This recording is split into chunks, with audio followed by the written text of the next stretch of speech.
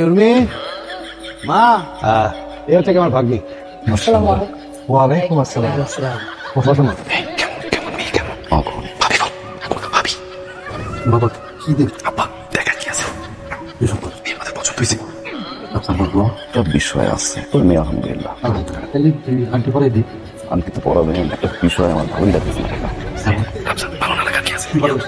মেয়ে আমাদের পছন্দ হয়েছে আমরা আংটি পরে দিই বেটা চুপ থাকবে না কেমনে পারলেন এই কাজটা করতে কি বাবা? জোয়ানের দাদা বেঁচে আছে পুরো বংশের ভিতরে প্রথম বিয়ে একমাত্র নাতি দাদাদের ছাড়া আসলেন মেয়ে দেখতে ঠিক আছে আমরা মেয়ে দেখছি এক মিনিট তো সময় নিতেই পারি সময় নিয়ে দাদারে নিয়ে আসলাম দাদার হাতে আংটিটা পড়ালাম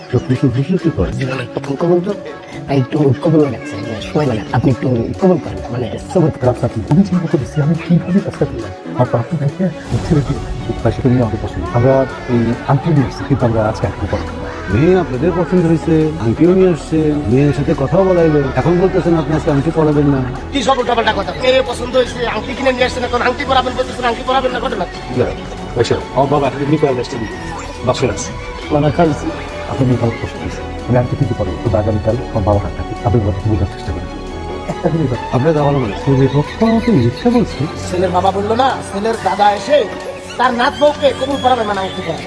দেখাবে আমি সেই বাড়ি পরে যে আমি খবর নিলাম কিসের ছেলের দাদু কিসের আংটি পরা সেই ছেলের দাদা 18 বছর আগে কবুল গাছটা পড়ে একেবারে কবুল হয়ে গেছে মানে সুপারি গাছ থেকে পড়ে সুপারি গাছ দিয়ে বলুন বট গাছ দিয়ে বলুন আমাকে মিথ্যা বললো সেরও একটা কারণ আছে সেই কারণটা আমি সাথে করে নিয়ে আসছি ধরেন কবুল কি বলেন কি দুটো ফ্ল্যাট দুটো এসি দুটো কি এগুলা টোটাল 147টা আইটেম আছে এই 147টা আইটেম তো আপনার ভাগ্নির সাথে তাকে যৌতুক হিসাবে না দেন তাহলে আপনার ভাগ্নিকে বিয়ে পাবে না আমার ভাগ্নিকে বিয়ে করবে না আরে আমার কাছেই তো আমি আমার ভাগ্নি বিয়ে দেবো না তাহলে উল্টা ছোটা যৌতুক বা সে আসছে আমার ভাগ্নিকে বিয়ে করতে সালাম দিতে জানে না হইলো অশিক্ষিত ওরে আমি হ্যাঁ আরো কবুল আছে আরো কথা আছে। আপনার সম্বন্ধে সব কবুল বলছে এইটা যদি আপনি শোনেন আপনি জায়গায় সুপারটা বলে ঠাস করে কবুল হয়ে যাবেন মানে জায়গায় বলে আপনাকে দেখতে নাকি পাক্কা কবুলের মতো লাগে মানে সরের মতো তারপরেও যেসব কথাবার্তা বলছে আমি বলবো একটা করিস না আর একটা কথা বলবি না আমার দুনিয়াটা বেঁচে গেছে করে না এই ছেলের বাড়িতে আমি 38 থেকে 44 পর্যন্ত জুতা বানাবো তার গালে গালে জুতার বাড়ি খাওয়াবো এই তো কাকা আরো মজার কথা ওই যে বলতেছিলেন যে ছেলেটাকে একটু কবুলের মতো লাগে মানে বুড়ো বুড়ো লাগে ওই ছেলে কি দিয়েছে জানেন আপনার কথা বলছে যে আপনাকে নাকি কোনোভাবে কবুল হিসাবে মেনে নেওয়া সম্ভব না মানে আমার শ্বশুর হিসাবে মেনে নেওয়া সম্ভব আরে আমি এই তো মানবো না এইরকম ছেলেকে আমি মেয়ের জামা হিসেবে মানবো হইলো প্রয়োজনে আমার মেয়েকে চাইটা টুকরো টুকরো করে 50 টুকরো করে আমি গাঙ্গে ভাষা দেবো উত্তেজিত হবেন না আপনি একজন বাবা আমার চোখের সামনে কোনো বাবাকে উত্তেজিত করে দেখতে পারবো না শরীর খারাপ আপনাকে যা হয়েছে সেটা ভালোর জন্যই হয়েছে আপনার ভাগিনীকে কাকের জলে আসতে হবে না কেন আমি তার জন্য ওই ছেলের চেয়ে 1000 গুণ বেটার একজন পাত্র খুঁজে বের করছি উচ্চশিক্ষা দেখতে মাশাআল্লাহ সুবহানাল্লাহ অনেক সুন্দর ছেলের বাবা পাঁচতলা দাঁড়িয়ে আছে মার্কেট আছে মার্কেটে ভাড়া পায় বাসা ভাড়া পায় ছেলে মা বসে বসে খায় বাবা বসে বসে খায় ছেলে বসে বসে খায় আপনার ভাগিনী বসে বসে খায় কাজ করবে না কোনো কাজ করতে হবে না আঙ্কেল কোনো কাজ করতে হবে না এরকম ছেলে সহজে খুঁজে পাওয়া যায় না আঙ্কেল ছেলে 100% পারফেক্ট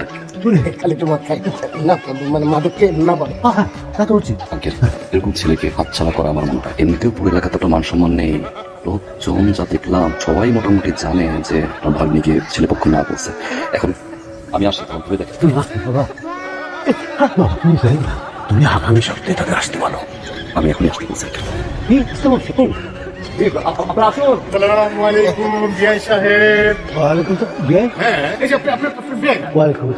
আলহামদুলিল্লাহ ভালো আছি বসে বসে বসে বসে বসে বসে বসে বসো তুমি বসো আপনার সঙ্গে পরিচয় হয়েছে কি ভালো লাগলো অনেক অপেক্ষা ছিল আপনার সঙ্গে দেখা ভালো আছেন তো না? হ্যাঁ আমি তো জানতামই না যে আপনারা আমার জন্য অপেক্ষা করতেছেন হ্যাঁ তো আপনার লাভ সময় কেমন এখন ঠিক আছে?